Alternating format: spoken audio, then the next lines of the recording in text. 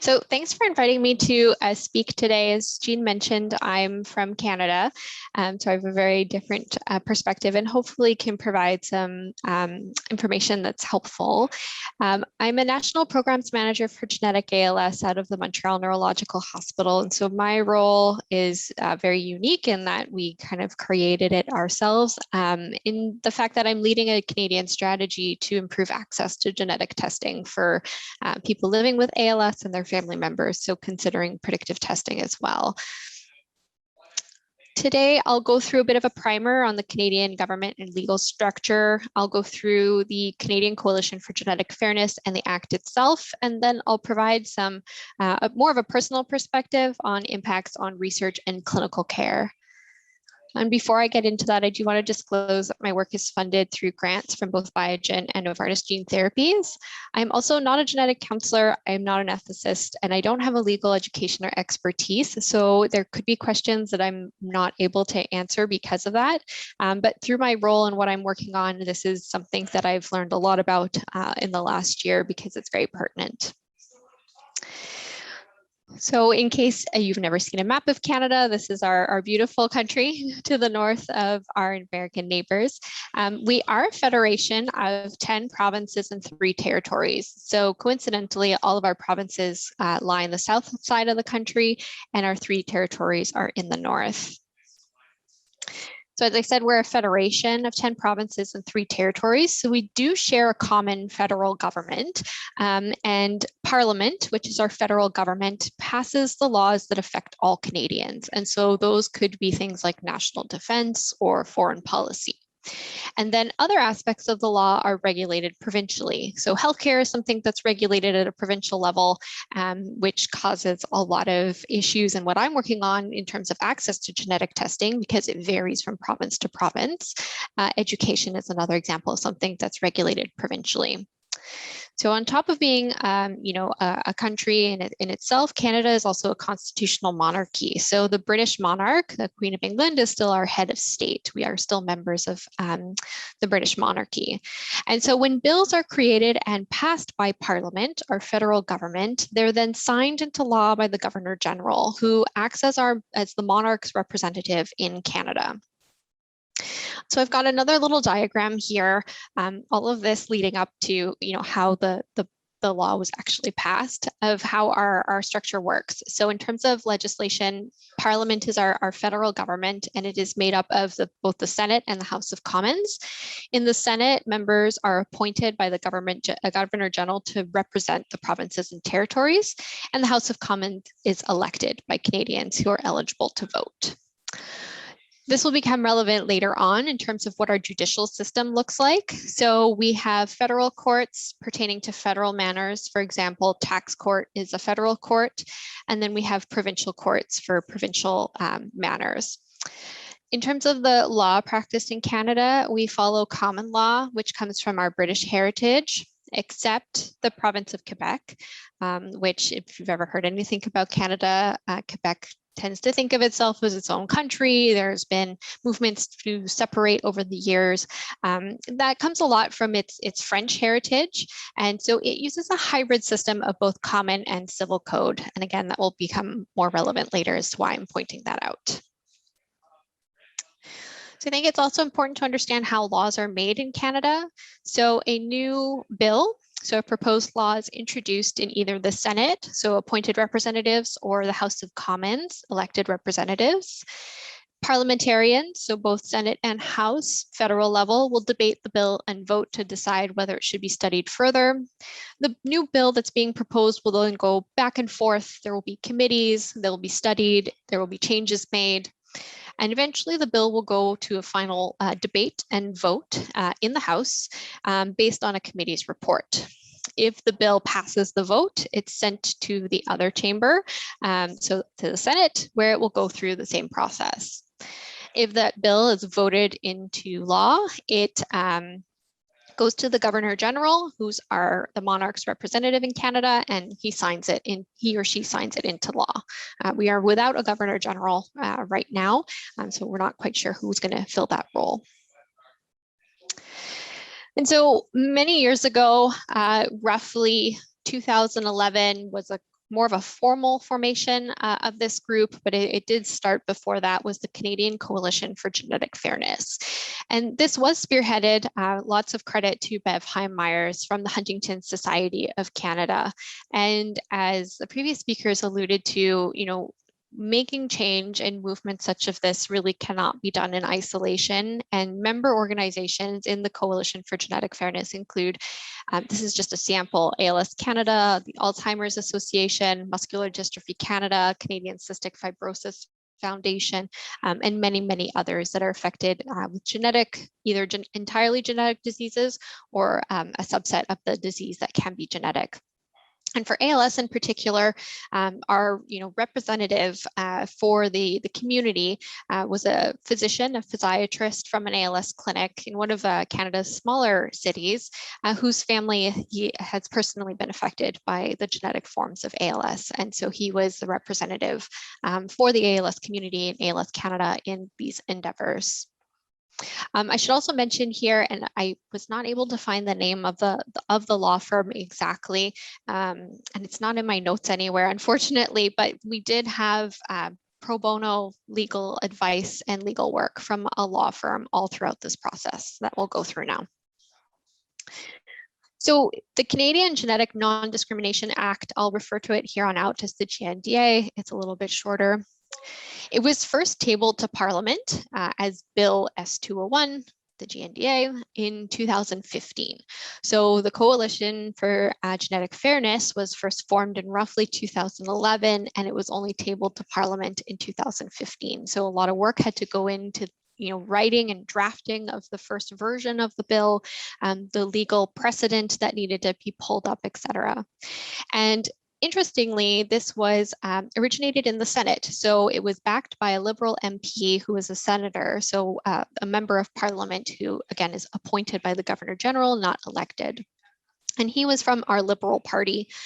Just quickly, we have Liberal Party, Conservative, NDP, and occasionally other parties that will come up, but those are the big three players in Canada. And so in 2017, the GNDA was voted in at its third reading. So as I mentioned, they'll go back and forth on bills, might have to go back to the committee, rewritten, drafts will be written, and then it will come back to be tabled at another reading in Parliament. So it took 2 years and a third reading for the GNDA to be voted in. It was voted in by 222 votes. Votes in favor of the GNDA spanned across all parties that were represented in Parliament. There were 60 votes against, and interestingly, the entire Liberal cabinet voted against the bill. So when a Prime Minister is elected in Canada, he appoints his personal cabinet from his own party. So it's a Liberal MP, Justin Trudeau, who appoints a Liberal cabinet. And these members of Parliament will oversee certain areas of government. So Minister of Finance, Minister of Health, Minister of Education, Minister of Transport, etc. So the entire Liberal cabinet did vote against the bill. And they claimed that the bill was unconstitutional, and that while we need to protect the rights of Canadians, it also upsets the balance between provincial and federal jurisdictions. And I'll get into that in a little bit. But because the GNDA was voted in, both the Canadian Human Rights Act and the Canadian Labour Code were both amended as a result. Before I go into kind of the upset that came about because this, we'll look quickly at some of the language from the GNDA itself. It's a rather short bill. It's available online. I pulled just an excerpt from 2 sections that are the main sections of the GNDA. So genetic test and disclosure of results are separated out into 2 identical sections, but they have the same interpretation. So I've highlighted here the section on genetic testing, but this also includes disclosure of results. And that's an important distinction in the GNDA, that it includes in law and in writing, both genetic testing itself and disclosure of results. So it is prohibited for any person to require an individual to undergo a genetic test or to disclose the results as a condition of providing goods or services to that individual, entering into or continuing a contract or agreement with that individual, or offering or continuing specific terms or conditions in a contract or agreement with that individual. And so in sum, what this basically means is the GNDA covers any type of provision of goods, services, or any type of contract. And so this extends beyond just the insurance industry. It could be an employment contract. It could be a marriage. It could be any type of insurance, provision of goods and services. It can be receiving education. If we look at the example earlier from cystic fibrosis. So it's a very it's broad coverage. And in terms of what the penalty is for going against the GNDA, it is a $1 million fine and 5 years in prison, one or the other or both. So after the GNDA was signed into law in 2017, I mentioned that Quebec tends to do things a little bit differently. It was the first province to contest the new law. And what Quebec said was that what this law really does is regulate the insurance industry, which falls under provincial jurisdiction. So the insurance industry is regulated by provincial governments and provincial laws and not federal laws. However, the law was passed at a federal level, and so was spanning all provinces. Quebec was quickly joined by British Columbia and Saskatchewan in this appeal. The appeal to the law was brought to the Quebec Court of Appeals, and the Quebec Court of Appeals, because they use both common law and civil code, the French heritage law, ruled that the bill was unconstitutional. As I just said, it governs items that are regulated by the provinces, but the bill was put into place at a federal level. This appeal was then contested by the Canadian Coalition for Genetic Fairness. Again, pro bono legal services were provided in appealing this. And so it was brought to the Supreme Court of Canada. And again, this was a very lengthy process. I believe the hearing at the Supreme Court of Canada was in 2018. And the decision was made last July 2020. And the decision was upheld by the Supreme Court of Canada. So GNDA remains law at a federal level in Canada. And just these are some of the quotes that I pulled out from some of the news articles last summer. Just to bring it back to how people felt about this. So a Liberal member of Parliament said that nobody should be discriminated against because of their DNA, because of their chromosomal makeup. That was in response to the Supreme Court of Canada upholding the genetic non-discrimination law. And then this headline, highlighting that this was a long fight. It was 11 years in the making, and Bev Heim-Myers, who really spearheaded the creation of the CCGF, getting to where we are today was not easy. Canadians are worth the fight. We thought that we were doing the impossible. Genetic discrimination, what was that? Conversations were business-centered, not patient-centered. Together, we flipped the conversation. And I think that's a really, really powerful quote from Bev. And so what kind of impacts can this have on research and clinical care? So prior to my role that I'm in now, I've been a clinical trialist for the majority of my 10-year career in ALS. And so, personally, I've worked on the Tofersen trial since it first started in phase 1 in 2015. I've been involved in a lot of conversations with families and patients who have genetic forms of ALS or at risk of ALS because of genetic susceptibility. So this is a lot of my own personal anecdotes, again, from the province of Quebec, from a single clinic, so not spanning other provinces across the country necessarily. So I would like to bring up that until the Supreme Court of Canada decision was made last year, the bill was technically law. So when you're contesting a bill, it remains law until that decision is made. However, the provinces that were contesting the bill continue to operate as if it was not law. So because Quebec was contesting the bill, they acted and pretended like it wasn't law. So our experience at the Neuro, I can say that this affected us greatly because up until the Supreme Court decision, disclaimers regarding genetic disclosure of genetic information were mandatory in our informed consent forms. And I've put that language here. So this is direct from our consent forms. There is a risk that your genetic results or evidence of your participation in genetic research could be disclosed to third parties. If this information is disclosed, it could compromise or diminish your or your family's chances to obtain life, disability, mortgage, or health insurance, or to obtain certain types of employment. That's a pretty scary statement when an individual who's contemplating participating in research is looking at a consent form, especially if it's not explained correctly, especially if they're reading this at home alone, because we send them home with the consent form to read it before they come back to clinic to have a discussion. It's quite jarring, in-your-face language.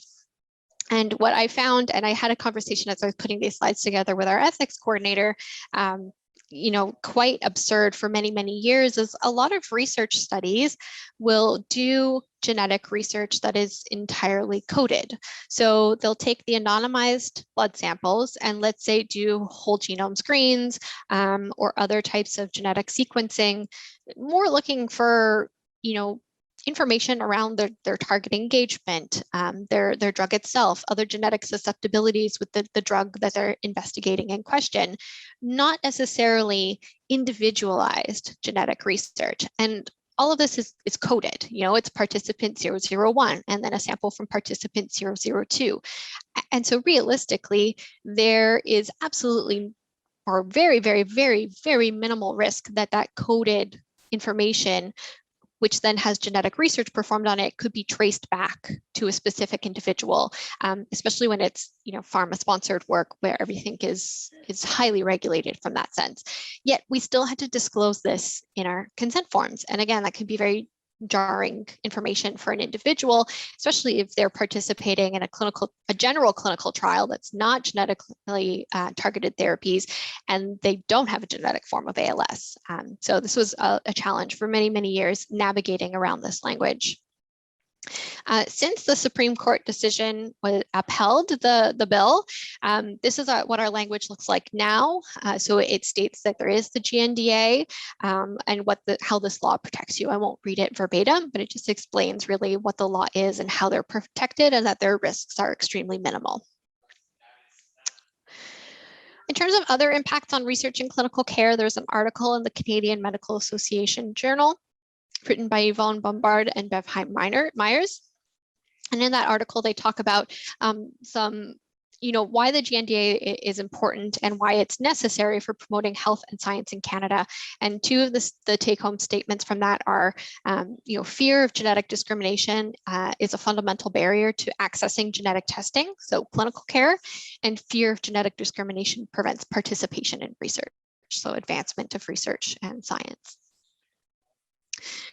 And then from, again, more of a personal perspective of my work over the years, so both symptomatic and at-risk individuals are protected at a federal level from discrimination based on their genetic status. In terms of symptomatic ALS patients, anecdotally, I can say that this has not really altered decision-making on the patient's part. We have been doing mainstream genetic testing, meaning that we offer genetic testing to all of our patients in our clinic since 2015. So since it was first tabled, before it was put into law, and before it was contested at the Quebec Court of Appeals in a Quebec clinic. And so despite that, in terms of symptomatic individuals, there was still a strong desire, despite the risks, to have genetic testing performed and to obtain information on their genetic status for the potential opportunity to participate in these emerging genetically targeted trials. In terms of at-risk individuals, so individuals with genetic ALS can be in the family, are not aware of their genetic status and are considering becoming aware, I will say that there are multiple decision-making factors when considering predictive testing. And this is where I'm not a genetic counselor. I'm probably missing some. I can't list them all, but family planning, how that could psychologically affect you, how it affects your family members, etc. And I will say that concern over employment, insurance, etc., is really, since the law has been upheld, no longer a topic of in-depth discussion. So I've had the wonderful opportunity to participate in joint counseling sessions with our genetic counselor, because as more of these therapies come to the forefront, research and care questions were really mingling. So we started to do joint sessions, and this was not a topic that has come up a lot in recent years. And the federal law, because it is a federal law, that protection is across all provinces. So if you have family members that live in another province informing yourself of your genetic status and being disclosed of that result, there's less risk of consequences for somebody living in a different province because the laws are different there, because it is at a federal level. And finally, the opportunity for research. There's this added level of protection for individuals now. And I think a prime example is the upcoming ALS trial for pre-symptomatic SOD1 carriers, where there's been a lot of conversation about how best to protect individuals who are going to participate in that study and will have their genetic status disclosed, and protecting that information. And so we have, fortunately, an added level of protection in Canada. And so, you know, in some, the GNDA took many, many years and multiple individuals to put into place. It is a very solid, very broad law that provides a very good level of protection. And there are also other excellent examples out there, and also gaps as well. You know, in terms of data protection, it doesn't really address data protection to the same level as the GDPR does in Europe, just as an example. But we're very fortunate that we do have this in place, and that there's one less barrier to accessing testing and participating in research and obtaining clinical care because of that. Thank you.